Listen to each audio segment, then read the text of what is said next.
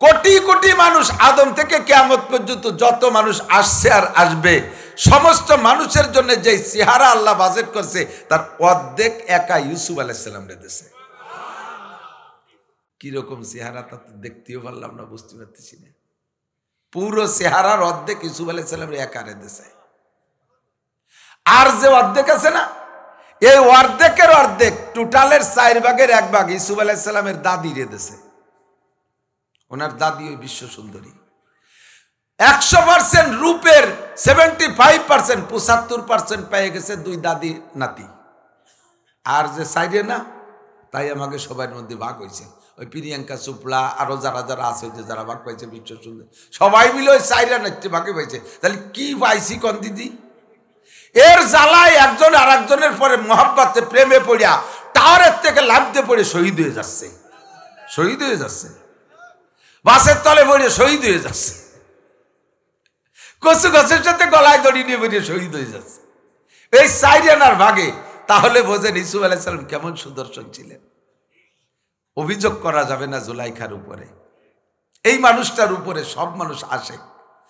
ছোট যখন নাবালেক থাকতে শিশুকালে মা মারা গেছে। 2 ভাই, আপন 2 ভাই, ইউসুফ আর বিনিয়ামিন। বনিয়ামিন না, একটু উচ্চারণ শেখেন। বিনিয়ামিন শব্দটা কি গন্ত? বিনিয়ামিন। আর বনিয়ামিন কেউ নাম রাখলে বনিয়ামিন বললে বিনিয়ামিন। বিনিয়ামিন 2 ভাই, আর ওনার সৎ ভাই 10 জন, মোট 12 ভাই। তো ইউসুফ আলাইহিস সালামের মা তো ছোটবেলায় মারা গেছে, ওনার ছোট হলো বেনিয়ামিন। তো ওনাকে ওনার ফুফু নিয়ে গেছিল পালতে জন্য। ওনার আব্বাজি বলছিল, বোন তুই একটু আমার ইউসুফরে লালন পালন কর। ফুফুতে ভাতিজার চেহারার উপরে এমন আকৃষ্ট, তার আচার আচরণ, চাল চলন, চেহারা, বিশেষ করে চেহারায় এমন পাগল হয়েছে। যখন বয়স হয়েছে, বাপের বাড়ি আসার সময় হয়েছে, ইয়াকুব আলাইহিস সালাম বলছে, বোন আমার ছেলেটারে এখন দিয়ে দাও। ইয়াকুব আলাইহিস সালামের বোন ইউসুফ আলাইহিস সালামের ফুফু কয়, ভাই ওরে থুই আমি থাকতে পারবো না, কোনো মতেও ফুফু জান তারা দেবে না। আর ইয়াকুব আলাইহিস সালামও আনার সময় হয়ে গেছে, এখন লেখাপড়ার বয়স হয়ে গেছে, লেখাপড়া করাতে হবে, মানুষ বানাইতে হবে, ফুফু কোনো মতে দেবে না। তো যাতে ভাই নিয়ে রাখতে না পারে, এই জন্য ফুফুজান কৌশল তৈরি করছে। একটা স্বর্ণের পেয়ালা ইউসুফ আলাইহিস সালাম বাড়ি যাওয়ার সময় ওনার ব্যাগের মধ্যে ঢুকাই দিছে। ওই সময় চোরের বিচার ছিল, যদি কেউ চুরি করে আর মাল যদি চোরের কাছে পাওয়া যায়, তাহলে চোর আর মাল 2 জনেরই মালিককে দিয়ে দিতে হবে। এই হলো বিচার। এই বিচারের কৌশলে ইউসুফ আলাইহিস সালামের যাতে ফিরে ফুফু নিয়ে আসতে পারে, এই জন্য ওনার ব্যাগের মধ্যেই বাটি ঢুকাই দিয়ে বাড়ি পাঠাই দিয়েছে। 2-3 দিন পরে কসে, ভাই দাদি তোমার আমার সে সোনার পেয়ালাটা তো পাচ্ছি না, তোমার ছেলে কি চুরি নিয়ে গেছে নি দেওয়াদি? আরে আমার ছেলে চোর নাকি, আমার ছেলে জীবনেও বোঝে না। তুমি দেয়া হবে একটা টুয়াইয়ে, আমি আসতেছি। যাইয়ে 2 ভাই বোন টুকাইয়ে দেখে সে ব্যাগের মধ্যে ওনার সোনার পেয়ালা। এমনকা ভাই তোমার ছেলে আমার পেয়ালা চুরি নিয়ে আইছে, আর তোমার শরীয়ত অনুযায়ী বিচার করো। বিচার তো সেই ছেলেরে দিয়ে দিতে হবে। এই কৌশল করে ফিরে আবার ওই বাড়ি দিয়ে কয়েকদিন পর আবার নিয়ে আসছে। 1 নম্বর ফুফুর ভালোবাসা। এরপর আব্বাজি ভালোবাসা শুরু করলেন। ভালোবাসার তো শেষ নাই। ভাইরা এটা সহ্য করতে না পারে, কিচ্ছা যা ঘটছে তা ঘটছে, কূপের মধ্যে ফেলাইছে। সেখান থেকে উঠাই নিয়ে পথিকরা নিয়ে মিশরে বিক্রি করছে। আজিজে মেসের মিশরের বাচ্চা কিনছে। কেনার পরে ছেলে হিসেবে লালন পালন, ধীরে ধীরে যখন বড় হয়েছে, সময় মতো ইউসুফের পর জুলাইখা আশেক হয়ে গেছে। এমন চেহারার উপরে জুলাইখা ছিল বিশ্ব সুন্দরী, মিশরের বাচ্চার স্ত্রী। এমনি মিশরীরা তো পৃথিবীর ভিতরে সবচেয়ে সুদর্শন, তার ভিতরে বাচ্চার স্ত্রী। বাচ্চা যখন অফিসে গেছে, ইউসুফ আলাইহিস সালাম তখন টলমলের যুবক, একেবারে ভরা যৌবনের যুবক, আর যৌবনকালে চেহারা আরো ফুটছে। ভিতরে নিয়ে আগের থেকে প্ল্যান করছে। এখন তো ধরেন এখন ভিতরে তো কত প্রকারের দরজা তালা তুলোর ব্যবস্থা, আর আগে ছিল শুধু বাইরে দিয়ে তালা দেওয়ার ব্যবস্থা, ভিতরে খিল বা সিটকেনি ইত্যাদি দিয়ে। তো ওই সময়ও এই ব্যবস্থাই ছিল। জুলাইখা চিন্তা করছে, যদি ইউসুফরে ধরে আনি, সে যে চরিত্রের ছেলে, আমি যে প্ল্যানে তারে আটকাচ্ছি, সে কোনো মতে আমার কথা মানবে না। কাজেই তাকে দিয়ে এই কাজ করাইতে হলে ভিতরে ভালো ব্যবস্থা করতে হবে। মিস্ত্রি আইনে আগে ভিতর দিয়ে কড়া লাগাইয়া 7টা দরজায় তালা দেওয়ার ব্যবস্থা তৈরি করছে। ভিতর দিয়ে 7টা দরজায় তালা দেওয়ার ব্যবস্থা করে বাচ্চা যখন অফিসে চলে গেছে, ইউসুফ আলাইহিস সালামকে ভিতরে ডাইকা নিয়া 7টা তালা দিয়া জুলাইখা খাস কামরার ভিতরে নিয়া ইউসুফ আলাইহিস সালামের সামনে গায়ের সম্পূর্ণ কাপড় খুলে ফেলাইছে। জুলাইখা তখন যৌবনে ভরা, বৃদ্ধা হয় নাই, যুবতী মহিলা, আরো মিশরের সবচেয়ে সুন্দরী মহিলাদের ভিতরে অন্যতম।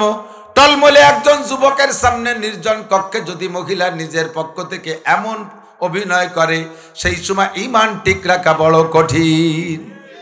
ইউসুফ আলাইহিস সালাম নিজেই বললেন, ওমা উবাররিউ নাফসি ইন্নান নাফসা লাআম্মারাতুম বিসসু। আমি ওই সময় আমার নফসের উপরে, আত্মার উপরে আত্মবিশ্বাস করে পারতেছিলাম না। আমি নিজে নিজে দুর্বল হয়ে যাচ্ছিলাম। মনের ভিতরে বারবার কামড় দিচ্ছিল, হয়ে যাক একবার, পরে তওবা করে নেব।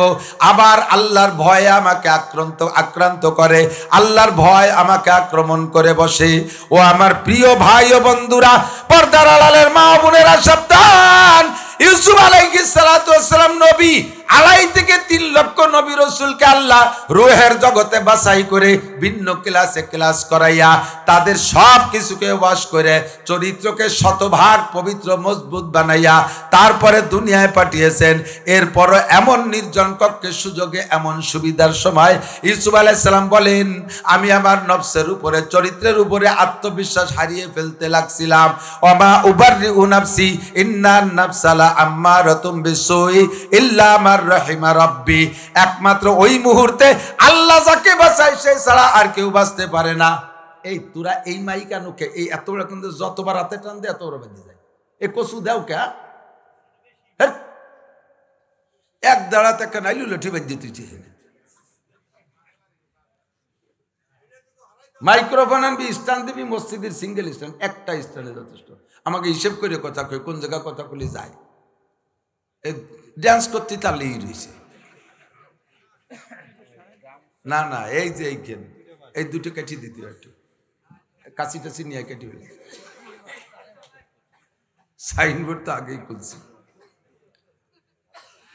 আল্লাহ খেয়াল করেন, নবী আলাইহিস সালাতু ওয়াস সালামের পরিবারের চাইতে ভালো পরিবার কি পৃথিবীতে হতে পারে?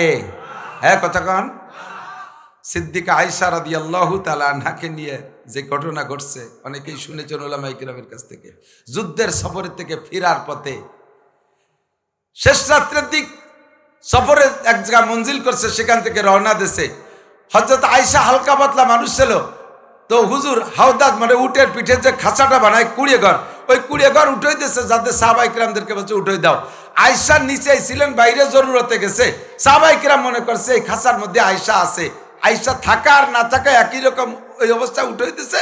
সব সাথীরা ওই উট সহ চলে আসে, আয়েশা পিছনে রয়ে গেছে। কত দূর আসার পরে দেখে যে আয়েশা নাই। এরপরে সাহাবা একজনকে পাঠাইছে, যাও আমার আয়েশারে খুঁজে নিয়ে এসো। যেই সাহাবাকে পাঠাইছে সেই সাহাবা যাইয়া আয়েশাকে শতভাগ নিরাপত্তার সাথে নিয়ে আসছে।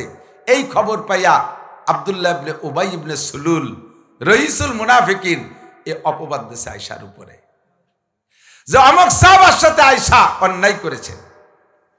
নবী পাকের কানে গেলে নবীও পাকও হুজুর তার গায়েব জানেন না, হুজুর আংশিক সন্দেহ করে বসছে। সন্দেহের কারণে হযরত আয়েশা রাদিয়াল্লাহু তাআলা আনহা দুঃখিত, বাপের বাড়ি চলে গেছে। এরপরে আয়েশার পবিত্রতা সম্পর্কে আল্লাহ তাআলা কোরআন শরীফের আয়াত নাজিল করে দিয়েছে, আয়েশা পবিত্র, আয়েশা এ অন্যায় করে নাই। জোরে কন্যা সুবহানাল্লাহ। এই আয়েশা মেয়ে আর বাপকে। আয়েশার আরেকটা পরিচয় বলি, নবী আলাইহিস সালাতু ওয়াস সালামকে স্বপ্নে দেখাইছেন আল্লাহ পাক। জিবরিল আলাইহিস সালাম আয়েশা একদিন স্বপ্নে দেখাচ্ছে একটা রেশমি কাপড়ে একটা মেয়ের ছবি এঁকে নিয়ে এসে স্বপ্নে দেখা বলতে, ইয়া রাসূলুল্লাহ তারিবু মান হাযিহি, হুজুর মেয়েটিকে চেনেন? হুজুর বলেন, সাতাকুনু বিনতা আবি বকরিন আয়েশা, আয়েশার মতো মনে হয়, আমার মনে হচ্ছে যেন আয়েশার মতো। কলা সাদাকতা, ঠিকই আছে আয়েশা। পরপর 3 দিন আয়েশার ছবি দেখাইয়া 3য় দিন প্রস্তাব রাখছে, তুহিব্বুহা, মেয়েটারে পছন্দ হয়? হুজুর বললেন, কলা নাম, উহিব্বুহা ওয়া উহিব্বু আবাহা, তাকেও ভালোবাসি, তার বাপরেও ভালোবাসি, পুরো পরিবার ভালোবাসি। এই ভালোবাসার প্রস্তাব তুমি কেন দিলে জিবরাইল? কয় যে দিনের বেলা আপনার আবু বকর বলেছিল তার একটা মেয়ে আপনার স্ত্রী বানায় দিতে পারলে তার খুশি হয়। আল্লাহ পাক এই প্রস্তাব কবুল করেছে। এই আয়েশাকে আপনি দিনের বেলা সাহাবায়ে কিরামদের সামনে উপস্থিতিতে বিয়ে করে নেবেন। কেমন আয়েশা, যার বিবাহের প্রস্তাব স্বয়ং আল্লাহ তাআলা পাঠাইছে, যার পবিত্রতা সম্পর্কে কোরআনে কারিমে আয়াত নাজিল হয়ে গেছে, এই আয়েশা। আর বাপকে, বাপের নাম সিদ্দিক আকবর আবু বকর। নবী পাক গত মাসে মেরাজে গেছেন না, আর সে আজিমে যাইয়ে মাত্র উঠছে, রপরপের থেকে পাল দিয়ে নামছে আর সে আজিমে। এর মধ্যে আল্লাহ পাক ডাক দিছে, আবু বকর আবু বকর। আল্লাহ আবু বকর করে ডাক দিছে। আবু বকর কয় লব্বাইক আল্লাহুম্মা লব্বাইক। নবী পাক থ খেয়ে দাঁড়িয়ে গেছেন। ইয়া রব্বি আচ্ছা আবু বকরিন কাবলা মাজি ফিল আরশ। আল্লাহ আবু বকরকে আমার চেয়ে আগে আরশে আজিমে চলে আসছে। আহু আফজালু মিন্নি, আবু বকরকে আমার চেয়েও দামি। আল্লাহ পাক বলে লা, তোমার চাইতে দামি জগতে আমি আর কেউ রে বানাই নাই। লাউলা ঘুমা খালাকাল আফলাকা খালিকুহা লাউলা ঘুমা খারাজাল ইনসানু মিন আদামি। তোমারে না বানাইলে আবু বকর বানাইতাম না, তোমারে না বানাইলে কোনো মানুষই আমি বানাইতাম না, তোমার চাইতে আমি কেউ নাই। তাহলে আবু বকরের ডাক দিলে সে ডাক শুনলো, আমি তো সবে মাত্র আসলাম, সে তো মনে হয় যেন আরো আগের থেকে এসে বসে রয়েছে। আল্লাহ পাক বললেন এটা তোমার আবু বকর না, তোমার আবু বকর দুনিয়ায় আছে, এটা আমার আবু বকর। তার মানে তোমার আর আবু বকরের ভালোবাসাটা আমার অত্যন্ত ভালো লাগছে। তোমার আর আবু বকরের ভালোবাসা এত ভালো লাগছে যে আমি আমার আরশে আজিমে আলাদা একটা আবু বকর বানাই নিছি। তোমার আবু বকরের যেই চেহারা আমার আবু বকরের ওই চেহারা, তোমার আবু বকরের যে কণ্ঠ আমার আবু বকরের ওই কণ্ঠ, তোমার আবু বকরকে যতবার ডাকো আমার আবু বকরকে অতবার ডাইকে আমি তৃপ্তি গ্রহণ করি। কন্যা সুবহানাল্লাহ। এই হলেন আবু বকর, আর ওই হলেন তার মেয়ে আয়েশা। বাপ আর মেয়ে এক ঘরের ভিতরে বসা। নবী পাক জানে আয়েশার ঘরের ভিতরে আবু বকর আসছে, মেয়ের ঘরে বাপ তো আসতেই পারে, জায়গা তো শরীয়তের কোনো বাধা নাই। মেয়ের ঘরে বাপ আর মেয়ে দুইজনে নির্জনে বসে গল্প করতেছে, পারিবারিক আলোচনা করতেছে, শরীয়তের মাসালার আলোচনা করতেছেন। নবী পাক জানে আয়েশার ঘরে আজকে আবু বকর বাপ আর বেটি দুইজন বসা, কথা শোনা যাচ্ছে বাইরের থেকে, কখনো আবু বকরের কণ্ঠ কখনো আয়েশার কণ্ঠ। কিছুক্ষণ কথা শোনার পরে হঠাৎ করে শোনে তৃতীয় একটা কণ্ঠ আসতেছে, তৃতীয় একটা পুরুষ কণ্ঠ শোনা যায়। হুজুর সন্দেহ করলেন, পর্দার আয়াত নাজিল হয়ে গেছে মদিনায়। আবু বকর আর আয়েশা মা বাপ আর মেয়ে গল্প করে, ওর ভিতরে তৃতীয় একটা পুরুষ কণ্ঠ শোনা যায়। আর ওই পুরুষ কণ্ঠটা আমার কোনো সাহাবার কণ্ঠর মতো মনে হয় না। এই কণ্ঠটাকে হুজুর সন্দেহ করে দেখতে গেলেন, দরজার কাছে যার সাথে সাথে সঙ্গে সঙ্গে ভেগে চলে গেল। আর হুজুর লা হাওলা ওয়ালা কুওয়াতা ইল্লা বিল্লাহ পড়ে বেরিয়ে আসলেন। হুজুর যখন লা হাওলা পড়ে বেরিয়ে আসছে, সিদ্দিকা আয়েশা এবং আবু বকর দুইজনই বেরিয়ে আসছে। আবু বকর বলতেছেন ইয়া রাসূলুল্লাহ আরাইতা শাইতানান হেনা, এখানে কি শয়তান দেখেছেন? লিমা হাল্লালতা লা হাওলা কেন বললেন? আয়েশা বলতেছে ওগো আল্লাহ নবী কেন লা হাওলা পড়লেন? আপনি লা হাওলা তো পড়েন শয়তান দেখলে। হুজুর বললেন আবু বকর বেরিয়ে আসেন, আয়েশা থাকেন। আয়েশাকে বসায় রেখে আবু বকরকে ডেকে নিয়ে বলছেন নবী পাক, হে আবু বকর লা তালিজু আলাল মুগিবাত, লা তালিজু আলাল মুগিবাত, জীবনে কোনোদিন কোন নারীর সাথে একমাত্র আপনার স্ত্রী আমার শাশুড়ি আম্মাকে নিয়ে ছাড়া কোন নারীর সাথে আপনি নির্জন হবেন না। লা তালিজু আলাল মুগিবাত, কেন হব না? কাইফা ইন্না শাইতানা ইয়াজরি মিন আহাদিকুম মাজরাদ দাম, শয়তান মানুষের শিরা উপশিরা রক্ত চলার রাস্তায় চলতে থাকে। লা ইয়াকলু আন্না রাজুলুন বিইমরাতিন ইল্লা কানা সালিসুহুমা শাইতান, এনি ম্যান এভরিবডি, যে কোনো পুরুষ যে কোনো নারীকে নিয়া, একেবারে যে কোনো পুরুষ যে কোনো নারীকে নিয়া, এনি ম্যান এভরিবডি, কোনো পার্থক্য নাই। পীর সাহেব মুরিদদের নিয়েও যদি নির্জন হয়, আব্বা মেয়েকে নিয়ে যদি নির্জন হয়, ছেলে মাকে নিয়েও যদি নির্জন হয়, জামাই শাউড়িকে নিয়েও যদি নির্জন হয়, ভাই বোনকে নিয়েও যদি নির্জন হয়, মামায় ভাগ্নিকে নিয়েও যদি নির্জন হয়, চাচায় ভাতিজিকে নিয়েও যদি নির্জন হয়, দাদায় নাতনিকে নিয়েও যদি নির্জন হয়, এনি ম্যান এভরিবডি, প্রত্যেক পুরুষ যখন নারীকে নিয়ে নির্জন হয় তখন ওই জায়গা তৃতীয় জন হয় শয়তান। ওগো আবু বকর, আমি বাইরের থেকে জানি আপনি আর আয়েশা কথা বলতেছিলেন, কিছুক্ষণ আপনাদের দুইজনের কথা শুনলাম। এরপরে দেখি তৃতীয় একটা কণ্ঠ শোনা যায়, পুরুষ কণ্ঠ। আমি তখনই সন্দেহ করে দেখতে গিয়ে দেখি মিস্টার আবু, একেবারে মিস্টার ইবলিস, ডাইরেক্ট শয়তান, একবার আপনার নাকের মধ্যে দিয়ে ঢুকতেছে আর নিজ দিয়ে বেরোচ্ছে, আর একবার আয়সার মধ্যে দিয়ে ঢুকতেছে আবার অন্য দিক দিয়ে বেরোচ্ছে। বাপ বেটিকে ধীরে ধীরে ফুসলাইতেছে, চেষ্টা করতেছে বাপ বেটির মধ্যে দুর্ঘটনা ঘটাবে। কোন বাপ আর কোন মেয়ে, কোন বাপ আর কোন মেয়ে? নবী পাকের পরে জগতে এমন বাপ তৈরি হয় নাই, আর আয়সার পরে জগতে এমন মেয়ে আর জন্ম নেয় নাই। এমন বাপ আর এমন মেয়ে নির্জনে গল্প করে, সে জায়গাও শয়তান অ্যাক্সিডেন্ট ঘটায় দেওয়ার চেষ্টা করে। ও মাস্টার সাহেব, আপনি ছাত্রী নিয়ে নিরিবিলি পড়ান, আপনি কি আবু বকরের চাইতে ইমানদার মাস্টার, আর ওই ছাত্রী কি আয়সার চাইতে ইমানদার ছাত্রী? ও পিসাব, তুমি মুরিদরে নির্জনে মুরিদ করো, মহিলা মুরিদরে নির্জন করো, তোমার মহিলা মুরিদ আয়সার চাইতে ইমানদার না, আর তুমি পিসাব আবু বকরের একটা লোমের সমান মর্যাদা রাখো না। আমার মুরব্বী বাবারা, ছেলে ইটালি বাড়ি আসবে, ছেলে যখন বাইরে তখন আপনার পুত্রবধূ বাপের বাড়ি থাকে। ছেলে বাড়ি আসবে, আজকের 2টার দিক আসবে, বিকেল বেলা বা সকাল বেলা আপনি আপনার আর একটা ছেলেরে পাঠাইছেন বৌমারে আনতি। বৌমার বাপের বাড়ি বড়ইতলা, আরে ডাইরেক্ট বড়ইতলা করেন, সেখানে গেঞ্জাম পাইতে গেল, স্টেশনের নাম বড়ইতলা এলাকায় বৌমার বাপের বাড়ি। ছেলে একটা পাঠায় দিয়েছেন বৌমারে আনতি। আপনি মসজিদের সুফি সাহেব, মসজিদের সেক্রেটারি, কেশিয়ার, সভাপতি। ছেলে পাঠাইছেন, যেই ছেলেটারে পাঠাইছেন সেই ছেলেটা ঢাকা বিশ্ববিদ্যালয় পড়ে, 23-24 বছর, নাবালেক ছেলে। হ্যাঁ, ও তো ডাইন বাম কিছু বোঝে না। সেই ছেলেটারে পাঠাইছেন বাবিরে আনার জন্য। বাবি আর দাওর একসাথে আসে। এই বাবিটা আবু বকরের মতো না, কি বলে, আয়সার মতো না, আর আপনার ছেলেটা আবু বকরের মতো না। অ্যাক্সিডেন্ট হওয়ার সম্ভাবনা আছে না নাই?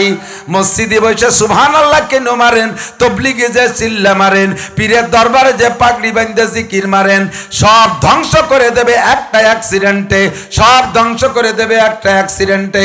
লা ইয়াকলু আন্না রাজুলুন বি ইমরাতিন ইল্লা কানা সালিসুহুমা শাইতান। কখনো মা ও সন্তানকে নিয়ে নির্জন হবেন না। সন্তান যদি অ্যাডাল্ট সাবালেগ হয়, আব্বা যুবতী মেয়েকে নিয়ে নির্জন হবেন না। যত জায়গা বিয়ে হারাম, এই 14 জায়গায়ও আপনার অ্যাক্সিডেন্ট হওয়ার সম্ভাবনা আছে। বহুত খবর আমাদের কানে আছে, সব বলা যায় না, সব জায়গার কিসসা রেফারেন্স দিয়ে বলা যায় না। এই অ্যাক্সিডেন্ট হওয়ার সম্ভাবনা। হযরত ইউসুফ আলাইহিস সালাতু ওয়াস সালাম নবী, এত পবিত্র আত্মার অধিকারী মানুষ, সেও কয় আমি আমার চরিত্রের উপরে নির্ভরশীল না, আমার ভয় হচ্ছিল অ্যাক্সিডেন্ট হওয়ার। ইতিমধ্যে আল্লাহ পাক আমার সাহায্য করা শুরু করলেন। দেখলেন ওই রুমের ভিতরে, এদিক ওই রুমের মূর্তি, জুলাইখা ছিল মূর্তি পূজারী। তো এই এক ঘটনা ঘটাবে বিদায় জুলাইখা তার ওই সকালে পুজো, সন্ধ্যায় পূজা করার যে মূর্তি, সেই মূর্তির মুখ মাথা কালো কাপড় দিয়ে বাঁধতে তুইছে। ইউসুফ আলাইহিস সালাম কাছে, নেত্রী, লিডার, এইটা কি ম্যাডাম, এইটা কি? কয় যে এটা তো আমার ভগবান, আমি ওর ইবাদত বন্দেগী করি, আমার মাবুদ। তা ওর ওরকম চোখ বাঁধতে তুইছেন কে কালা কাপড় দিয়ে? কয় যে সামনে যা করতে যাচ্ছি এর সামনে এটা করা ঠিক হবে না, এই জন্যই তার চোখ বাঁধতে তুইছি। ইউসুফ আলাইহিস সালাম লাইন পাইছে, কয় তুমি যার পূজা করো কালো কাপড় দিয়ে তার চোখ বাঁধে রাখলে সে দেখে না, আর আমি যার পূজা করি ওরে তার চোখ কোনো দিন কোনো কাপড় দিয়ে বাঁধা যায় না। আমার আল্লাহ সামিউম বাসির, তুমি আমি যা বলবো তাও যেমন শোনে, আর এই নির্জন কক্ষে যা করবো তাও তেমন দেখে। আমার আল্লাহর চোখ কোনোদিন কাপড় দিয়ে বাঁধা যায় না। ঠিক কিনা? শুরু হয়ে গেল তাকওয়া। এগুলো সব কিসের বিস্ফোরণ? তাকওয়ার বিস্ফোরণ। বলেন কিসের? তাকওয়ার বিস্ফোরণ, আল্লাহর ভয়ের বিস্ফোরণ। বাসপে কি করে ভিতর দিয়ে তালা দিয়ে চাবি সাইডি তুইছে। ইতিমধ্যে দেখে ওই রুমের ভিতরে ইউসুফ আলাইহিস সালামের আব্বাজি ইয়াকুব আলাইহিস সালাম শাহাদত আঙ্গুল কামলায় বসে রয়েছে। মুরব্বীরা যদি সন্তানের কোনো আচরণের পর কষ্ট পায়, তখন বসে বসে আঙ্গুল কামলায়। এটা হলো সন্তানের খারাপ দিকে যাওয়ার এই কারণে আব্বা মা মুরব্বীরা এরকম করে। ইয়াকুব আলাইহিস সালাম রুমের মধ্যে আঙ্গুল কামড়ায় ধরে বসে রইছে। ইউসুফ আলাইহিস সালাম দেখতেছে, জুলাইখা দেখে না। উনি বুঝে ফেলাইছে, আরে এ জায়গা আমার আব্বার আসার কোনো সুযোগই নাই। আমি বেঁচে আছি তা আমার আব্বা জানে না, এই রুমের মধ্যে আমি আছি তা তো আমার আব্বা জানেই না। আর যদি জানো আসার কোনো পথ নাই, আমার আব্বা এখানে আসে নাই, আমার আল্লাহ আমাকে পাহারা দেওয়ার জন্য, আমাকে এই খারাপ কাজ থেকে বাঁচানোর জন্য আব্বাজিকে পাঠিয়ে দিয়েছেন পাহারার জন্য।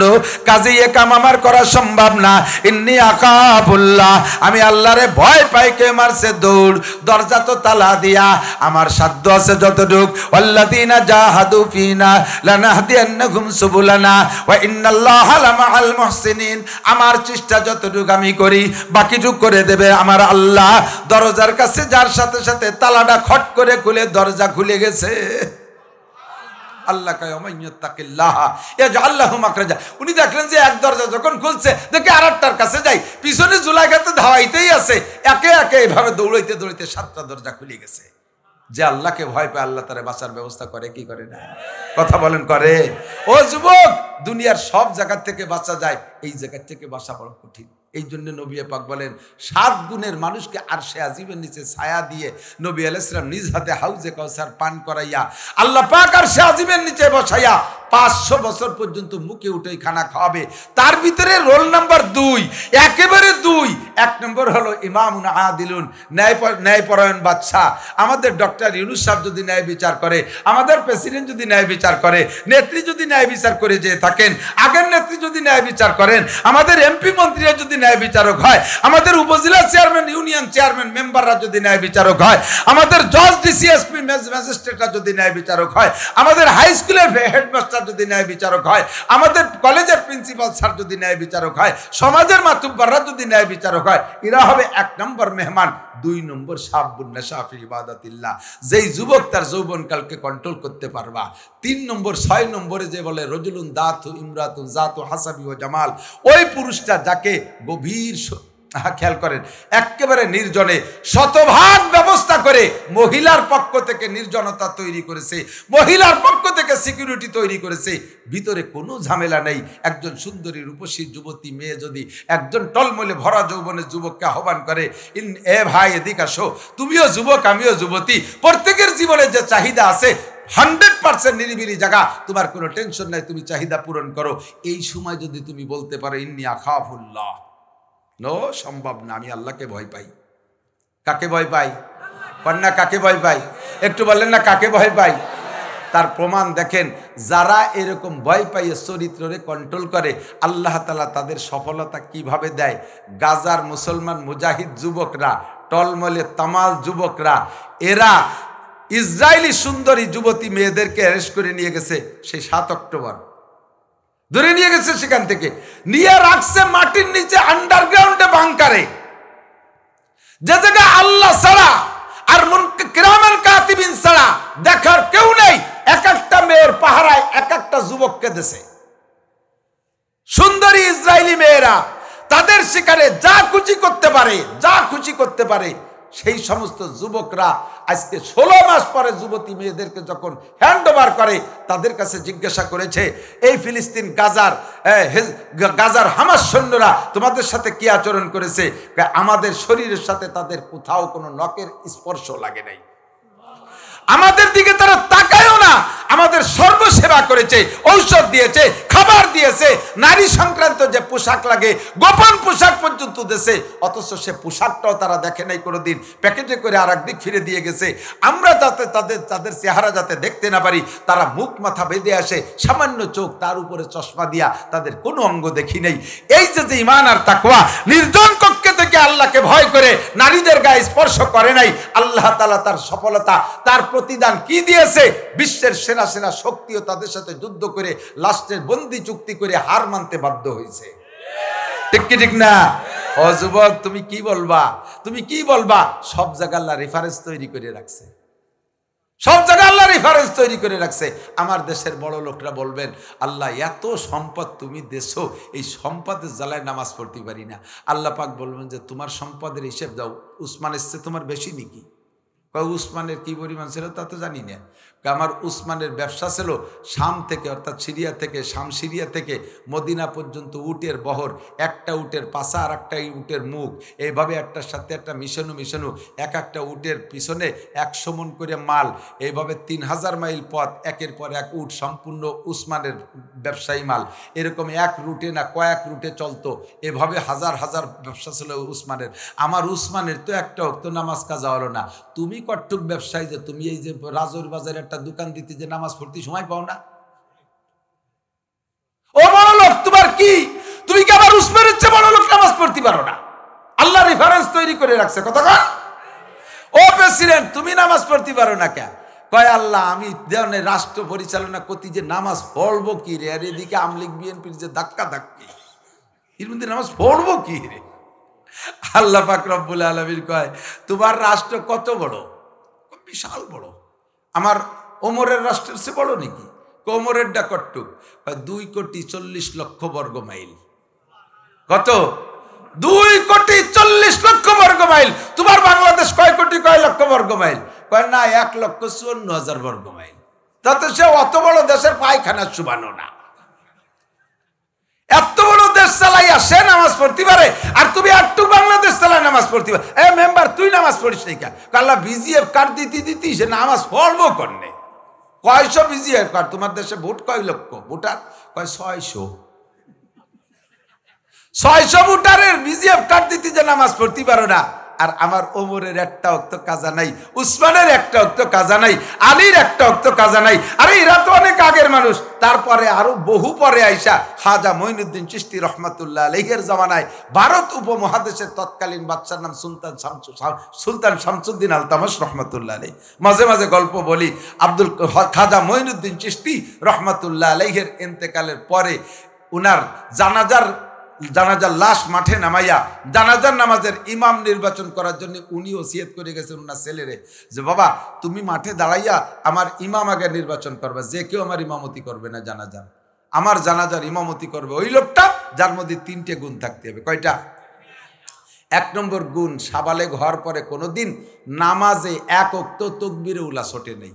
নামাজ তো কাজা পরে, 1 ওয়াক্ত নামাজও তাকবীরে উলা ছোটে নাই। তাকবীরে উলা কারে কয়? ইমাম সাহেব প্রথম তাকবীর দিয়ে আল্লাহু আকবার কে সানা বাঁধে কিরাত শুরু করার আগে নামাজে জয়েন করার নাম তাকবীরে উলা পাওয়া। এটা ছোটে নাই কোনোদিন। এটি 1 নম্বর গুণ। 2 নম্বর, আসরের আগে 4 রাকাত ক্বাবলা আসর সুন্নতে গায়ের মুআক্কাদ আছে, এইটাও কোনোদিন ছোটে নাই। যেদিন থেকে শুরু করছে ওই 4 রাকাত ছোটে নাই। আসরের ফরজ নামাজ তো ছোটেই নাই, আগে 4 রাকাত সুন্নত পড়তে তাও ছোটে নাই। 3 নম্বর, ইচ্ছাকৃতভাবে কোনোদিনও কবিরা গুনাহ করে নাই। 3টে গুণ। উনার জানাজা মাঠে নামাইয়া লোক কি পরিমাণ? 16 লক্ষ মানুষ উপস্থিত হয়েছে জানাজায়। উনার চেহারার থেকে একটা নূর চমকা ছিল।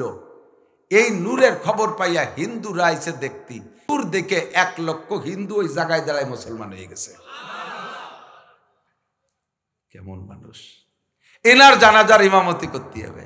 দাঁড়াইয়া ছেলে ঘোষণা দিলেন, আমি আব্বার ওয়ারেস, আমার সবচেয়ে বেশি হক, কিন্তু আব্বাজি ওসিয়াত করে গেছে, ওসিয়াতের সামনে আমি টিকতে পারি নাই। ওসিয়াত হলো আমার আব্বা বলেছেন আব্বার জানাজার ইমামতি করবেন যিনি, তার এই 3টে গুণ থাকতে হবে। কে আছেন? এই গুণের মানুষ চলে আসেন। 1 নম্বর গুণ কইলে কিছু লোক রেডি হয়েছে, 2 নম্বর গুণ করলে দেখতে খানি কমে গেছে, 3 নম্বরটা করলে একজনও হয় না। একটা আছে, 2টি আছে, 3টে পড়ে না। 2বার ঘোষণা দেওয়ার পরে কোনো ইমাম আসে না। টনটুনি খরার ভিতরে মানুষ কষ্ট পাচ্ছে। উলামায়ে কিরাম বললেন, ভাই আর বললেন না, সম্ভবত ইমাম রেডি নাই। যদি ইমাম 3বার এলানের পরে ইমাম না আসে তাহলে মানুষে মনে করবে ইমাম নাই, জানা যাবে না, ছত্রভঙ্গ হয়ে যাবে। সাথে সাথে আবার মশওয়ারা হলো, নিশ্চয়ই এই যোগ্য মানুষ আছে, নইলে হুজুর এমন কড়া শর্ত দিতেন না। আর যার ভিতরে এই গুণ আছে সে লোকটা এই জায়গা থাকবে না, হতেও পারে না। অবশ্যই আছে। বলেন বলেন বলে দেন। এবার 3য়বার বললেন, ভাই আপনাদের কার ভিতরে এই 3টে গুণ আছে? মেহরবানি করে বেরিয়ে আসেন। আব্বাজি কষ্ট হচ্ছে, লক্ষ লক্ষ মানুষের কষ্ট হচ্ছে, তাড়াতাড়ি জানাজার ইমামতি করাই দেন। প্রত্যেকবার যখন ঘোষণা দেয় সবাই খালি এদিক ওদিক দেখে যে কোন দিক দিয়ে কে আসে, কোন দিক দিয়ে ইমাম আসে। সামনে এর জানাজার বক্স সামনে সিনা বরাবর এর প্রথম কাতারে যে লোকটা দাঁড়ানো, ওই লোকটা কেউ দিক তাকায় না, উনি এরকম করে না, উনি নিচে হইয়া খালি কাঁদতেছে। আল্লাহ নিচু হইয়া মাথা নিচু করে খালি কান্দে, ওই লোকটাকে দিক তাকায় না। তৃতীয় ঘোষণা দিলে এবার উনি উঠে আসলেন, এসে খাজা মঈনুদ্দিন চিশতি রহমাতুল্লাহ আলাইহির গলা জড়াই ধরিয়ে, লাশের গলা জড়াই ধরিয়ে কপালে চুমু খেয়ে বললেন, হযরত, তিনটা গুণ আপনার থেকেই আমি সবক নিয়ে আমল করছি এতদিন, আর আপনি বলেছেন কেউকে নিজের আমল প্রকাশ করবা না, আমল করে প্রকাশ করলে সেটা রিয়া হবে, এটা শিরিক ফিল ইবাদত হবে। আমি এটা করেছি, আমি ওটা করেছি, আমি মাদ্রাসা করেছি, আমি মসজিদ করেছি, আমি ঈদগাহ করেছি, আমি সরমুনায় 14 বার গেছি, তবলিগি 50 চিল্লে দিছি, আমি 5 বার হজ করছি, আমার নাম আলহাজ, একতি যাও কে? আমি বক্তা, আমি ভাইরাল হওয়ার জন্য ফেসবুক ইউটিউবে ছাড়িয়ে দিচ্ছে, সাথে আইসে গেলে টুক হয়ে যায়। নিউ বক্তা যারা হইছো সাবধান থাকবা, বক্তারা বাড়িতে বেরোই ফেসবুকে পোস্টার খান দিয়ে আর লিখে দেয়, এখন অমুক জায়গা মাহফিলের উদ্দেশ্যে রওনা করিলাম, দিনের খেদমতের জন্য আপনাদের সকলের কাছে দোয়া চাই। আমরা সবাই দোয়া করব, আর এক পাল্টি আছে তারা ওই যে রুট জেনে নিয়েছে তো, যে হুজুর কোন দিক দিয়ে আসবে, জানে যে বক্তারা রাতের বেলা কয়টা পয়সা পায়, এই ফেসবুক দেখে মাঝপথে ফাঁকা জায়গা আইছে দুলোভাইরা দাঁড়ায় রয়েছে। গত রাত্রে দুলোভাইরা এক শালারে দেশে ধুলাই, আঙ্গুল কেটে ফেলেছে, গাড়ি ভেঙ্গে গুঁড়ো গুঁড়ো ফেলেছে বক্তারে বেরোনোর সময় বাইরে। এগুলো সব রিয়া ছাড়া আর কিছু না। আমি তো ইউটিউবাররা এরা সবাই আমার বাড়ি গেছে, আমার মাদ্রাসা চাঁদা দেওয়ার, আমি বলছি নো, আমি খাতায় দেখাবো না, ডায়েরি তাদেরকে দেখাই নেই। আবার কিসের ভাইরাল, কি আছে, কি জন্য ভাইরাল? এই ভাইরাল হয়ে তোমার ওয়াজে মানুষে হেদায়েত পাবে। ওহুম লা ওহুয়া ইয়া কি বলে ইহুদা বিহি ওহুয়া লা ইয়াতাদি, তোমার বয়ানে অন্য মানুষ হেদায়েত পাবে, তুমি বয়ানের দ্বারা কোনোদিন 1 পয়সার নেকিও পাবা না, কারণ তোমার উদ্দেশ্য ভালো না। মানুষে তোমারে বড় বক্তা বলবে, মানুষে তোমারে মাথায় করে নাচবে এই উদ্দেশ্যে। কাজ কিছু করে খালি গল্প, খালি গল্প। লোকটা বলতেছে, হুজুর আপনি নিষেধ করছেন আমলের কথা প্রকাশ করতে, তাই এতদিন গোপন রাখছি। আমি মরার পরে, আপনি মরার পরে আমার এই এত মানুষের মধ্যে অপমান করে গেলেন কে? আপনি বললেন গোপন রাখবা, তাই তো গোপন রাখছি, এত মানুষের ভিতরে ওপেন করে দিলেন। হুজুর তার জবাব দেয় না। জানাজার ইমামতি করলেন, জানাজা হয়ে গেল। যেই লোকটা ইমামতি করলেন এই 3 গুণের অধিকারী, উনি কোনো মাদ্রাসা শাইখুল হাদিস না, উনি কোনো নাম করা প্রসিদ্ধ পীর না। উনি কে? তৎকালীন এই উপমহাদেশের শাসক সুলতান শামসুদ্দিন আলতামাশ রহমাতুল্লাহ আলাইহি। এত বড় দেশ চালাইয়া তার তাকবীরে উলা ছুটলো না, আসরের আগে 4 রাকাত ছুটলো না, জীবনে একটা কবিরা গুনাহ করা লাগলো না। ও মেম্বার, তুমি নামাজ পড়তে সময় পাও না, চেয়ারম্যান নামাজ পড়তে সময় পাও না, মাস্টার নামাজ পড়তে সময় পাও না, দোকানদার নামাজ পড়তে সময় পাও না। ও যুবক, তোমারে কন্ট্রোল করতে পারো না। কেন পারো না? তোমার মতো আমি রেফারেন্স তৈরি করে রেখেছি, কিয়ামতের ময়দানে বলবো এডে পারলো, তুই কেন পারলি না? আপনাদের রাজৈর কলেজে, সাক্ষী দেন যুবকরা যারা আছো, আপনাদের রাজৈর কলেজে পাগড়িওয়ালা যুবক ছাত্র আছে না নাই? 5টা অলিও আছে, আছে না? সুন্নতি দাড়িওয়ালা যুবক আছে না নাই? জুব্বওয়ালা যুবক কলেজ ছাত্র স্টুডেন্ট আছে না নাই? তুমি যে বলবা যে আল্লাহ এই কলেজের পরিবেশ ভালো না তাই আমি খারাপ হইছি, আল্লাহ কয় সেই কলেজে থেকে এই 5টা ভালো হলো, তোরে খারাপ করলো কিনা? কতক্ষণ জবাব দেওয়ার কায়দা আছে? আপনার এই রাজৌর বাজারে আজান হওয়ার সাথে সাথে শাটারটা নিয়ে বন্ধ করে দিয়া মসজিদে যে তাকবীরে উলায় নামাজ পড়ে এমন 2-1 জন ব্যবসায়ী আছে না নাই? তুমি যে বলবা আল্লাহ ব্যবসার কারণে নামাজ পড়তে পারি না, তোমার এই বাজারে একই বাজারে ব্যবসা করে ওরা পারলো, তুমি কেন পারলে না? ও মহিলা, তুমি এই ঈদের সময় বাজার করে বেড়াচ্ছ, রাজর দিয়ে ট্যাকে রেট দিয়ে অর্ধউলাঙ্গিনী হয়ে নাইছে নাইছে বাজার করে বেড়াচ্ছে, ঈদ বাজার। তুমি করলে কা? আল্লাহ ওই সময় সবাই ওই হতো, আল্লাহ কয় সবাই ওই হতো। তো তোমাকে এলাকায় মৌলানা আবুল বাশারের বউ তো মহিলা, সে তো যায়নি। মৌলানা তরিকের বউ মহিলা, সে তো যায় নাই। তুমি যদি সময় আর জামানার দোষ দাও, এই মহিলারা গেল না, তুমি গেলে কে? তাদের কি ঈদ হয় নাই? তারা কি পোশাক পরে নাই? আমরা পুরুষটাই নষ্টের গুরু। কষ্ট হচ্ছে, কষ্ট হচ্ছে। কি বাজে কথা করছি নাকি আবার? তা আল্লাহ জানে। আমি তো নিজের কথা নিজে কয়ে যাচ্ছি, কি এতেছি তা আল্লাহ জানে। কতক্ষণ? আল্লাহু আকবার। আমরা পুরুষটাই নষ্টের গুরু। প্রত্যেকে বউকে দিয়ে বাজার করার সুযোগ দিছি। ভালো করে মনে রাখবেন, একবার যদি মহিলারে বাজার চিনেন, বাজারে যার সুযোগ দেন, তার চয়েস মতো তারা বাজার করার সুযোগ দেন, জীবনে করে দিন মহিলাদেরকে আপনি কোনো বাজার করে দিয়ে খুশি করতে পারবেন না। তখন বাহিরে যাইয়া পুরুষকে দেখার একটা নেশা হয়ে গেছে তার। এরপরে যদি আপনি 10,000 টাকা দিয়ে শাড়ি একখানা নিয়ে দিয়েছেন, দেখার সুর মানে স্টাইল কি, কয়টা হানেছে, ঠিক না? আপনি কোন 10,000, ওই 10, আমি গেলে 2,000 টাকা দিন, কয় কি? সে 15,000 দাম চাইছে, তাই 100-200 ঠেলতি ঠেলতি ঘষতি ঘষতি আবার 4 ঘন্টা ওই শাড়ি কিনতে শেষ। লাস্টে যে 10,000 ঠিক করছে, আর ও বলে 2,000 টাকা আনতে পারে। তা ঠিক আছে, আগামীতে তুমি আইলো। ও তো ওই বাজারে যাবে, এই জন্য এই প্যাঁচ দিছে। আর বাজারের দোকানদারও বড় কঠিন, মহিলারা বোরকা পরে গেছে একটু গিরিয়ে, আর বাবিরে তো দেখতে হবে। কিভাবে দেখবে? পয়লা আইনে দিছে কটা সিঙ্গাড়া, খাতে গেলি এবার এই শাটার উঠানো লাগবে। মহিলা একটু সতর্ক, শাটারের তল দিয়ে খাচ্ছে, তাও দেখতে পেল না। এরপরে আইনে দিছে চা অথবা কফি, ও তো আর কাপ তোর গরম কাপ নিচে দিয়ে সেই সময় শাটার উল্টো দিয়ে খাচ্ছে, বাস দেখে ফেলাইছে। আছে না নাই? আমাকে বউরা তো নিজের বাজার নিজে করে না, তারা তো আমাকে ছেড়ে চলে যাচ্ছে না। তুমি কেন সুযোগ দিলে বউরে মার্কেট করতে? সব শয়তানের গুরু আমরা পুরুষটাই সর্বনাশের গুরু।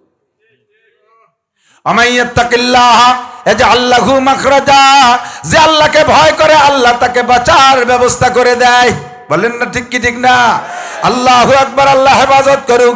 ইউসুফ নবী আলাইহিস সালাতু ওয়াস সালামকে আল্লাহ বাঁচাইছেন এই বিপদ থেকে, কিন্তু স্ত্রীর তরফদারি মানে আজিজে মেসের মিশরের বাদশা, একটু কয়ে যায়, কষ্ট হচ্ছে নাকি? মিশরের বাদশা চালাকি করে নিজের পরিবারের একটা কেলেঙ্কারি হয়ে যায়, তো এই জন্যে বউরে বাসায় নিয়ে ইউসুফ আলাইহিস সালামরে জেলে আটকাই দিছে। কিছুদিন জেলে থাকার পরে জেলখানার সমস্ত কয়েদি ইউসুফ আলাইহিস সালামের পর আশেক হয়ে গেছে। প্রত্যেকে আইসে কয়, ভাই আমি দোস্ত পাতাবো, ভাই আমি দোস্ত পাতাবো, আমার সাথে একটু দোস্ত পাতান, আমি আপনার ভালোবাসি। ইউসুফ আলাইহিস সালাম কয়, তোকে পাই ধরি, আর আমার ভালোবাসা লাগবে না। আমারে 3 জনে ভালোবাসে 3 বিপদে ফেলাইছে।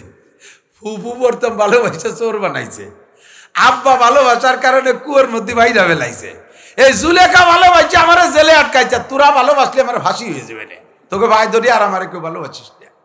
কিন্তু মানুষটা তো এমন মানুষ, ভালো না বেসে পারার কায়দা নাই। ইউসুফ আলাইহিস সালাতু ওয়াস সালাম পরবর্তীতে লম্বা কিসসা, উনি তো মিশরের বাদশা হয়ে গেলেন। তখন আজিজে মেসের ইন্তেকাল হয়ে যাওয়ার পরে, প্রথম বেঁচে থাকতে যে খাদ্যমন্ত্রী, পরে আজিজে মেসের মারা যাওয়ার পরে বাদশা হয়ে গেছে। আল্লাহর কুদরত, ওই সেই স্বপ্ন বাস্তবায়ন হচ্ছে। এখন বাদশা যখন উনি হয়ে গেছে, তাহলে রাজপ্রাসাদে উনার পরিবার থাকবে, জুলাইখা তো আর থাকতে পারবে না। জুলাইখাও তো চলে গেছে রাজপ্রাসাদ ছাড়িয়ে, বাড়ি যে সোনাদানা জীবন ভরে যা কামাই করছিল তাই খরচ বরচ করে। এখনো পর্যন্ত ইউসুফ আলাইহিস সালামকে পাওয়ার সাধনা ছাড়ে নাই, সাধনা করিই যাচ্ছে। পাই নাই, তারে ধরতে পারি নাই। জীবনে মরার আগে একবার হলে আমি ইউসুফরে কমপক্ষে একটা বার চোখ দিয়ে দেখব। ইউসুফ আলাইহিস সালাম আর জুলাইখার সাথে দেখা দেয় না, সরাই দেশে, দেশের বাড়ি যে বসবাস করতেছে। আর প্রত্যেক ইউসুফ আলাইহিস সালাম বাসার থেকে বেরোইয়া অফিসে যায় একটা ঘোড়ায় চড়ে, ওই ঘোড়াটার ভিতরে একটা মৌজেজা, ঘোড়া গোয়ালি বান্ধা থাকা অবস্থায় কোনো শব্দ টব্দ নাই, অন্য কেউ ঘোড়ার পিঠে চড়লেও শব্দ করে না। ইউসুফ আলাইহিস সালাম যখন ঘোড়ার পিঠে বসে, তখন ঘোড়ার নাক দিয়ে এই যে আমাদের নেতারা আসলে সাইরেন গাড়ি বাজায় না, কু কু কু কু করে না, এই ঘোড়ার নাক দিয়ে এইরকম একটা শব্দ বেরোয় যা 3 মাইল দূরিতে শোনা যায়।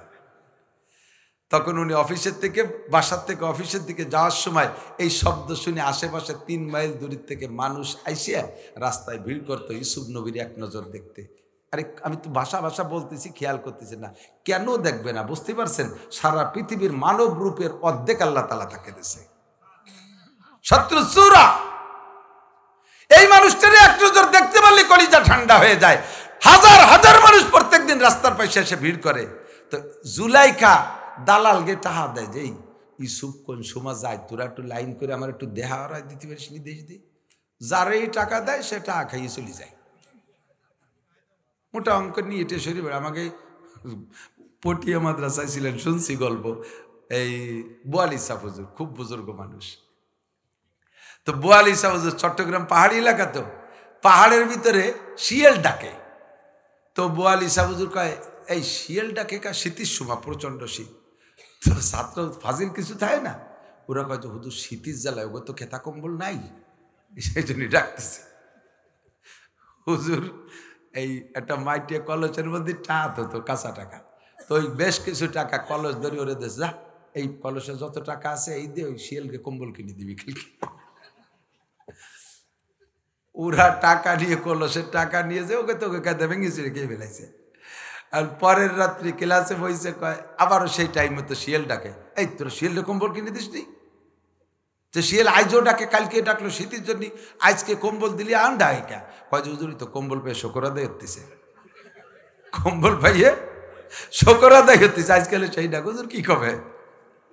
এই দালালরা জুলাই কাছ থেকে টাকা নিয়ে ইসুফ নবীর সাথে যোগাযোগ করায় দিয়ে আর বাহানায় কাতি কাতি জুলাইকারে ফকির বানায় ফেলাইছে, কিচ্ছু নেই। আর উনি দিয়েই যাচ্ছে, দেখি লাস্ট এইবার হয় নাকি, দেখি এরে টাকা দিলি পারে নাকি। সব শেষ, লাস্ট ফিনিশিং যাইয়া বাড়ি ঘর দরজা নাই, রাস্তার পাশে যেই রাস্তা দিয়ে ইসুফ নবী যায় ওই রাস্তার পাশে একটা সাবলা করিয়ে ওই সাবলার মধ্যে থাকে, যে আমার দেখি এখান দিয়ে তো যাবে, সাবলাইতে বেরোই আমি দেখবো।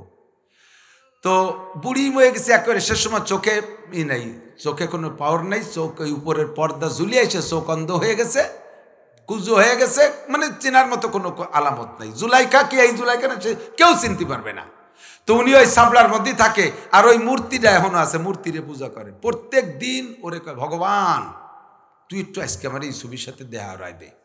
এই পুজো টুজো করে তারে সেবা টেবা দিয়ে সুমো টুমো দিয়ে আসে, কয় যে এই ছবি এই মাত্র চলে গেল। দুঃখের জ্বালায় কান্তি কান্তি চোখও নষ্ট হয়ে গেছে। লাস্টে একদিন ওই ভগবানরা ওই জায়গা বাদ দিয়ে আজকে অজু বানাইয়া সিজদায় পড়ছে, ডাইরেক্ট সরাসরি মূল আল্লাহর কাছে, আল্লাহর সাথে। রব্বুল আলামিন এরা পূজা করছি জীবনের শুরু থেকে শেষ পর্যন্ত, ও আমার এই ইসুফের সাথে দেখা করাই দিতে পারি নাই। হে ইসুফের রব, তুমি যদি ইসুফের রব সত্য হও, তাহলে তোমার ইসুফের সাথে আমাকে একটু বৃদ্ধকালে দেখা করাই দাও। সেজদা দিয়ে মোনাজাত করে টরে বেরোয় রাস্তায় আসছে, এর মধ্যে ইসুফ আলাইহিস সালাম ওই জায়গা চলে এসেছে। উনি রাস্তায় দ্বারা হাত ছাড়িয়ে দিয়েছে, চোখে তো দেখে না, অনুমানের পর হাত জাগাইছে। আর বাদশা তার দেশের মানুষ, যেই হোক, আরো বুড়ো মানুষ, চিনতে পারে নাই জুলাইখা। তো উনি গুড়া দাঁড় করছে, দাঁড় করার পরে বলছে একটু নামবেন মহারাজ বাদশা। তো ইসুফ আলাইহিস সালাম নামছে, নামার পরে বলছে, সত্যি কি আপনি সেই ইউসুফ, যে ইউসুফ এই দেশের বাদশা, আগে খাদ্যমন্ত্রী ছিল, আজিজে মেসরের বাড়ি থাকতো, সেই ইউসুফ আপনি? উনি বলেন, জি আমি সেই ইউসুফ। আপনি তো বর্তমানে নবী না? বলেন, জি আমি নবী। আপনি যদি নবী হন তাহলে আপনার দোয়া আল্লাহ কবুল করে। আমি বুড়ো মানুষ, কষ্ট করে আসছি, আমি 3টে দরখাস্ত নিয়ে আসছি, মেহরবানি করে আপনি নবী হিসেবে, এই দেশের রাজা হিসেবে, আমি আপনার প্রজা, সেই হিসেবে আমার দরখাস্ত 3টে কবুল করবেন। তো ইসুফ আলাইহিস সালাম বলে, হ্যাঁ এটা তো করবো, এটা তো আমার দায়িত্ব। তাহলে 1 নম্বর দরখাস্ত হলো, আমার এই চক্ষু দুটো অন্ধ হয়ে গেছে, আপনাকে এক নজর দেখার জন্য কত মানুষ আসছে, আমি আপনার একটু দেখবই, মনে বড় শখ, আমার চোখ তো নষ্ট হয়ে গেছে, আমার চোখ দুটো একটু দোয়া করে ভালো করে দেন। ইসুফ আলাইহিস সালাম, জিবরাইল তো সাথে আছে, জিবরাইল কয় যে আপনি দোয়া করেন, আল্লাহ কবুল করবে। ইসুফ আলাইহিস সালাম দোয়া করছে, চোখের পাওয়ার 40 বছর বয়সের আগে যেমন থাকে তার চেয়ে ভালো হয়ে গেছে, চোখ খুলে গেল। এখন তাকায় দেখে ঠিকই আছে ইসুফ, দেখাটা কমপ্লিট, সহি হয়ে গেল দেখা, দেখে টেকে পরাণ ঠান্ডা হয়ে গেছে। বলে আরেকটা কি? কয় আপনি দেখছেন, আপনি নবী, আপনি যা কন তাই আল্লাহ কবুল করে, আমার চোখ দুটি এখনই ভালো হয়ে গেল। আপনি যদি দোয়া করেন তাহলে আল্লাহ আপনার সব দোয়া কবুল করবে। আপনি একটু দোয়া করেন, আল্লাহ যেন আমার 16 বছর বয়সী যুবতীর মতো যুবতী বানায় দেয়, একটু দোয়া কর। ইসুফ আলাইহিস সালাম একটা বুড়ি মানুষ যুবতী হতে চাচ্ছে, আমি কলি যদি হয়ে যাচ্ছে তো অসুবিধা কি? আল্লাহ তুমি এই মহিলারে 16 বছরের যুবতী বানায় দাও। বলার পরে 16 বছরের যুবতী হয়ে গেছে। যুবতী যখন হয়েছে তখন ইসুফ আলাইহিস সালামের চোখে, ও বাবা একে এখন যুবতী, এদি সেই জুলেখা, এখন অরিজিনাল জুলেখা বেরোয় আছে।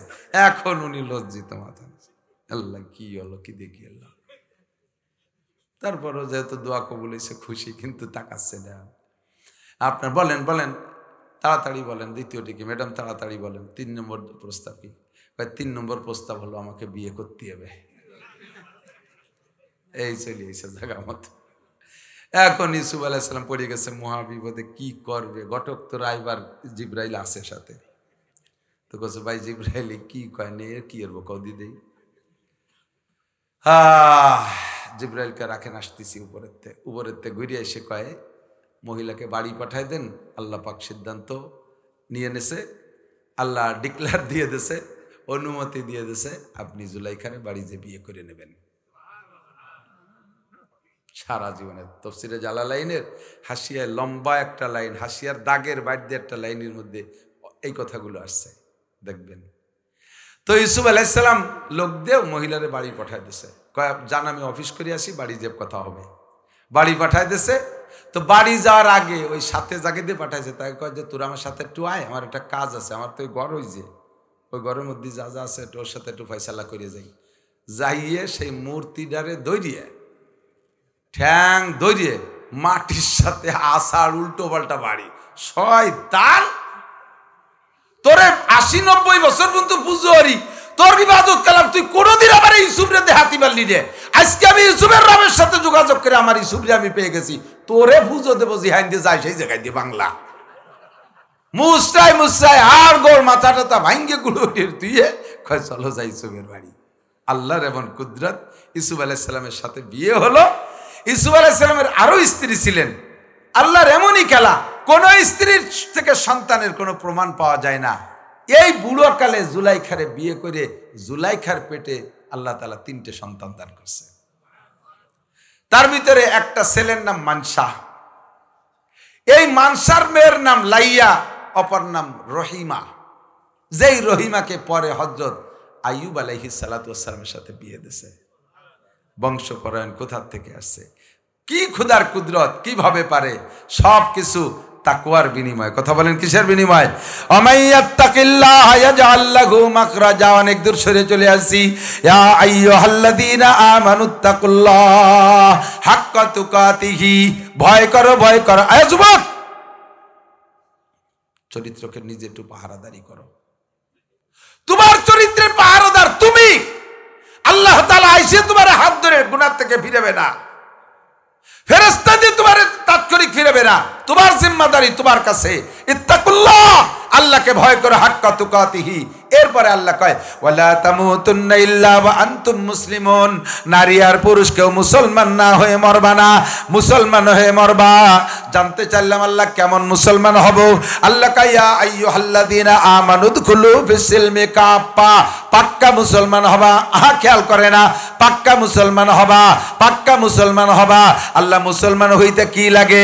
নবী পাক বলে দিলেন বুনিয়াল ইসলামু আলা খামস। ইসলামের ভিত্তি 5টা, ইসলামের খুঁটি 5টা। 5 খুঁটির উপরে ইসলামের ছাদ।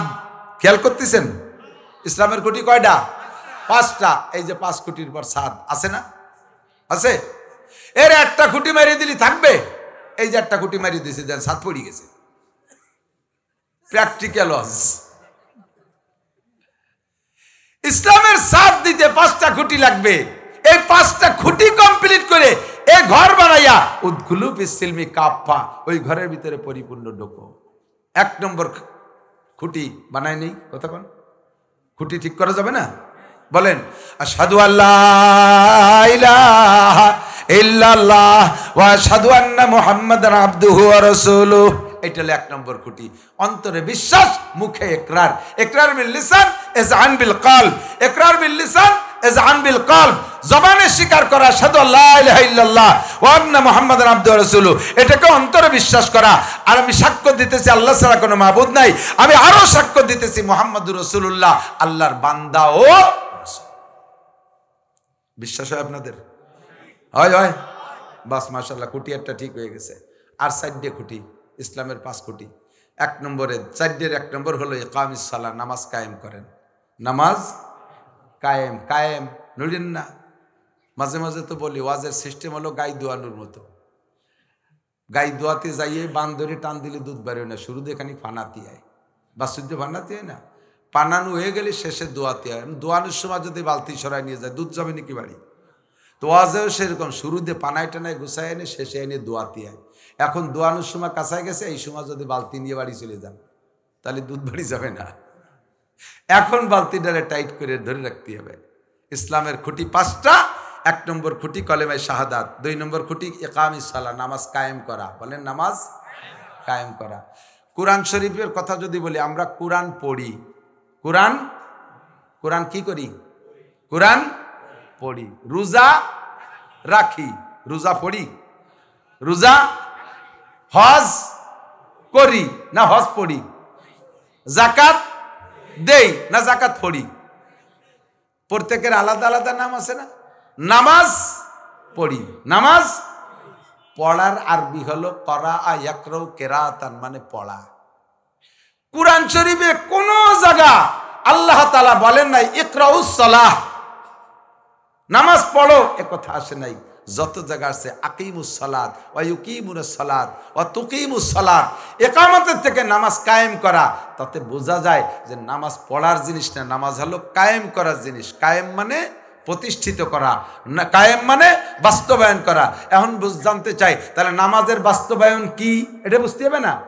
নামাজের বাস্তবায়ন, খেয়াল খেয়াল খেয়াল, নামাজের বাস্তবায়ন, আমার মা বোনরা, নামাজের বাস্তবায়ন হলো নামাজে নামাজিকে শারীরিকভাবে 6টা অঙ্গরে কন্ট্রোল করে দেয়। কয়টা? 6টা। মানুষ গুনাহ করে 6টা অঙ্গ দিয়ে। 1 নম্বরে চোখ, খেয়াল করে না? 1 নম্বরে, 2 নম্বরে পাও, পা, 3 নম্বরে কান, 4 নম্বরে জবান, 5 নম্বরে 2টা হাত, 6 নম্বরে শরমগা লজ্জাস্থান। এই 6টা অঙ্গ যে মানুষ অন্যায় করে, 1 নম্বরে চোখ দিয়ে দেখে, চোখ হলো রাহবার, হ্যাঁ, গাইড, পথ প্রদর্শক। ইনি নিয়ে যায়, সুন্দরী একটা মাইয়া দেখছে চোখে, উনি এবার চোখের লাইক হয়েছে, উনি পথ দেখাইছে। এবার এই চাকা, পা হলো চাকা, ইনি নিয়ে যায় ওই জায়গা। এরপরে কথা কানে শোনে, মিষ্টি মিষ্টি কথা মুখ দিয়ে বলে, এরপরে হাতের আমল, এরপরে শরমগার আমল। ঠিক কিনা? এই 6টা অঙ্গ যেদিকে তাকাবেন সেদিকে এই 6টারে আপনি এভাবে মিল করতে পারবেন। মদের ও জায়গা চোখে পছন্দ করে, পায়ে হাঁটে যায়, মুখে কানে কানে কানে মদ সম্পর্কে আলোচনা শোনে, মুখ দিয়ে কথা বলে, 4 নম্বর 5 নম্বরে হাত দিয়ে ধরে, 6 নম্বরে এরপরে আমল করে, এরপরে মদের অ্যাকশন যা আছে তাই শরমগেদি করে। যেদিকে তাকাবেন কোনোটা করতে 6টা লাগে, কোনোটা করতে 4টে লাগে, কোনোটা করতে 3টে লাগে। এই 6 অঙ্গ মানুষকে ধ্বংস করে। আর আল্লাহ পাক বলেন নামাজকে কায়েম করা মানে এই 6টা অঙ্গকে যদি নামাজে কি বলা হয়, অন্যায় থেকে ফিরাতে পারে, তার নাম হলো নামাজ কায়েম করা। এজন্য ইন্নাস সালাতা তানহা আনিল ফাহশাই ওয়াল মুনকার, নামাজে নামাজিকে সব অন্যায় থেকে ফিরায়, চোখের গুনাহ থেকে ফিরায়, কানের গুনাহ থেকে ফিরায়, মুখের গুনাহ থেকে ফিরায়, হাতের গুনাহ থেকে ফিরায়, পায়ের গুনাহ থেকে ফিরায়, শরমগার গুনাহ থেকে ফিরায়। ও দোস্ত, এই নামাজকে এইভাবে যদি নামাজের দ্বারা 6টা অঙ্গরে যদি কন্ট্রোল করতে পারেন, তাহলে বুঝবেন আপনার মধ্যে নামাজ কায়েম হইছে।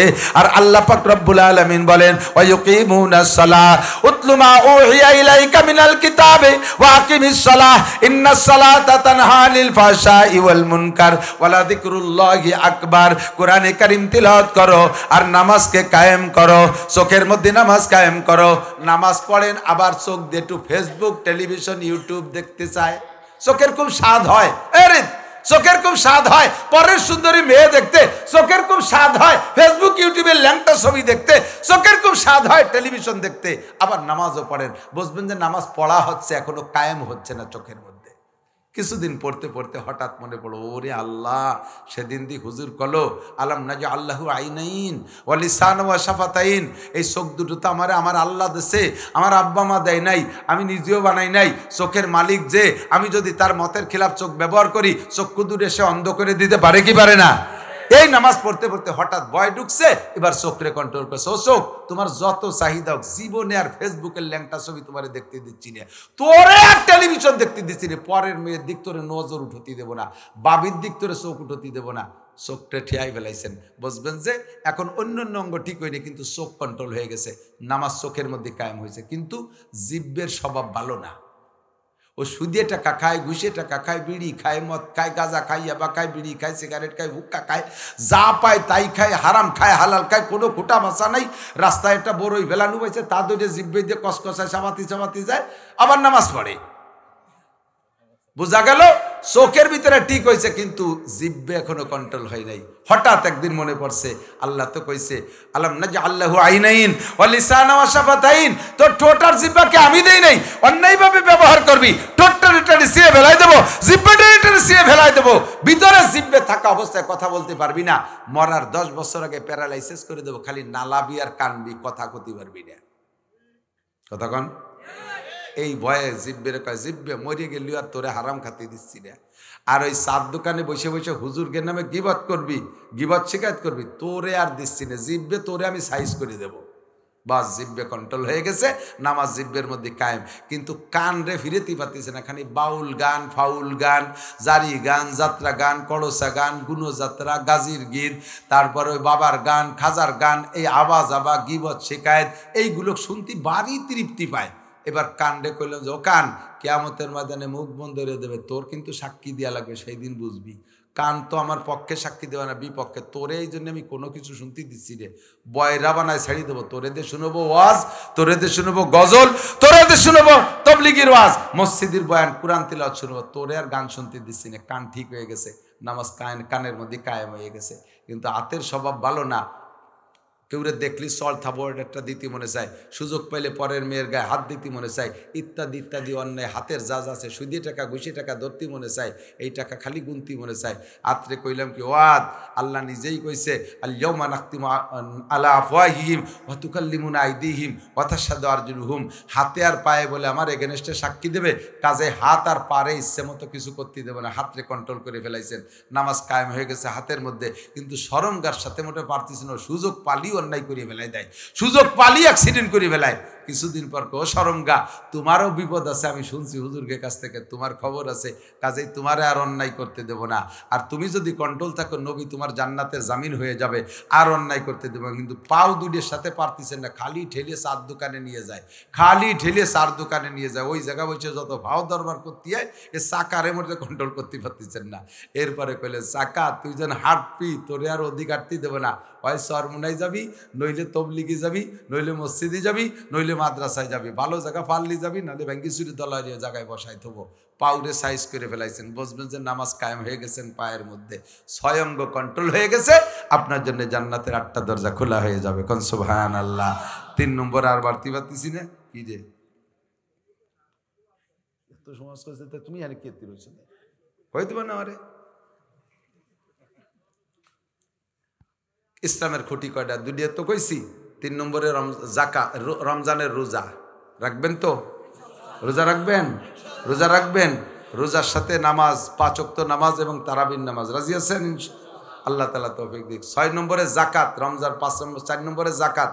জাকাতটা রমজান মাসে দিতে পারলে ভালো হয়, নাকি বেশি হয়, এই জন্য জাকাতটা পাই টু পাই আদায় করে দেবেন। 5 নম্বরে যদি আল্লাহ তাআলা তৌফিক দেয়, হজ করব, ঠিক আছে না? আল্লাহ তৌফিক দিলে হজ করবো। তাই যে তারাবি 8 রেখাত হলে দূর দূরে পিছন দিয়ে বেরোয় যান কে? কয় যে আমরা সৌদি আরব দেখি আইছি।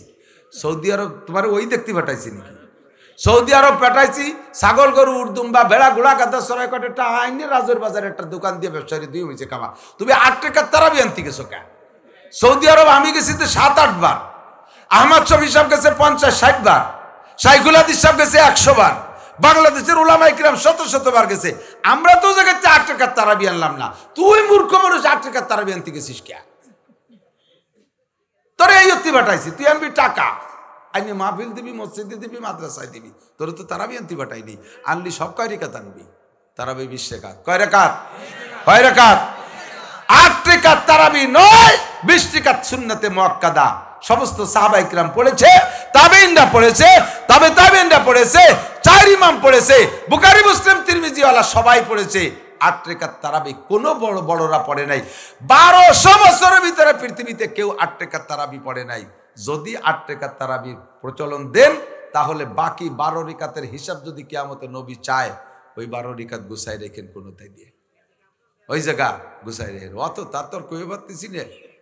আমাদের মাযহাব যেটা, আমরা মাযহাব তাহতা সুররা নাবির নিচে হাত বান্ধা, কানে একবার হাত দেওয়া, পাও দুই পার মাঝখানে সর্বনিম্ন 4 আঙ্গুল, সর্বোচ্চ আধা হাত এতটুকু ফাঁকা করে দু পা বরাবর করে দাঁড়ানো, নাবির নিচে ছানাবান্ধা, আমিন আসতে বলা।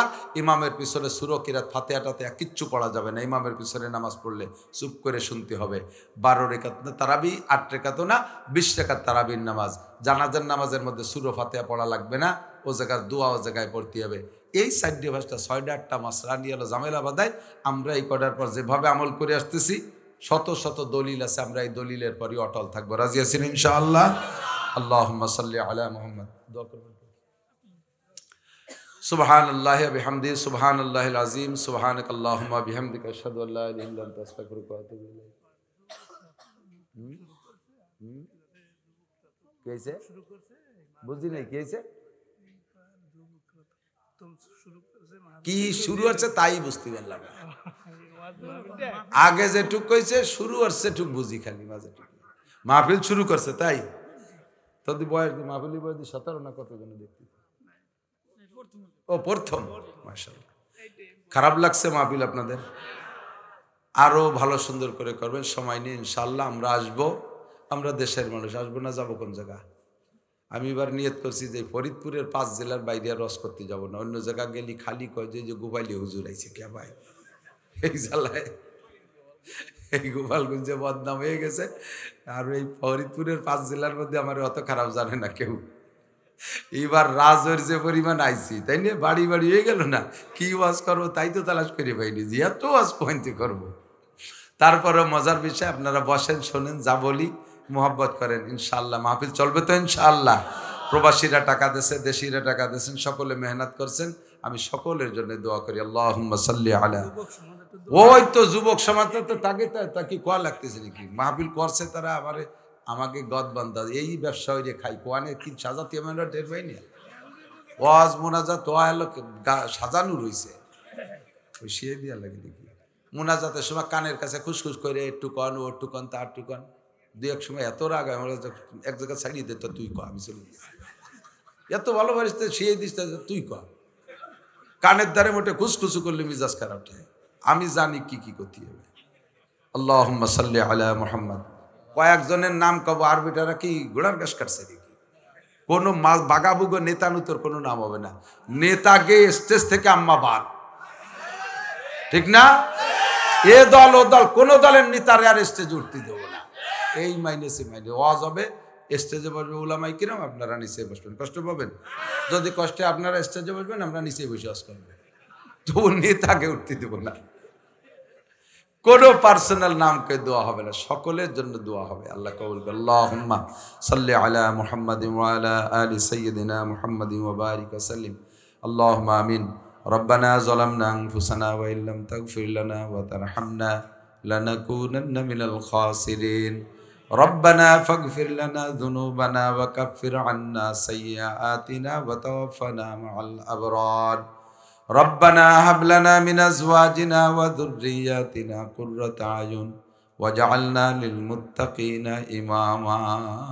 আয় মেহেরবান আল্লাহ, শাবান মাসের শেষ প্রান্তে চলে আসছি।